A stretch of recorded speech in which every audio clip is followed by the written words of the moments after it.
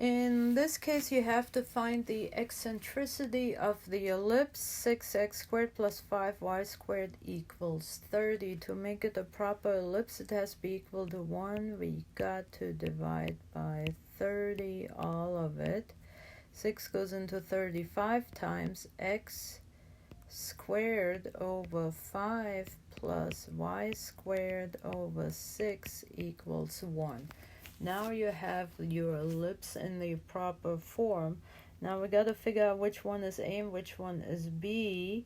6 is greater than 5 in this case, so A is equal to, or not A squared is equal to 6.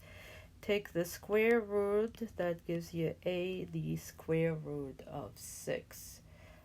Thus, we know if A squared is equal to 6, we know that B squared is equal to 5, which means the B value is the square root of 5. Okay, we have to find C first of all because the formula for the eccentricity of an ellipse is C over A. We have A, we have B, don't really need it. Well, I need it to find C. So to find C, I'm using C squared equals A squared minus B squared. C squared equals A squared 6 minus B squared 5. C squared is equal to 1, and C, in this case, if you take the square root of both sides, C is equal to 1. Okay, we're almost there.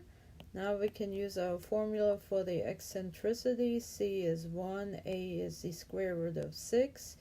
You may have to rationalize the denominator, which means you got to multiply numerator and denominator by a square root of 6. Why do you do that? Because you cannot have a square root in the denominator, which leaves you in the numerator with 1 times square root of 6, which is just a square root of 6.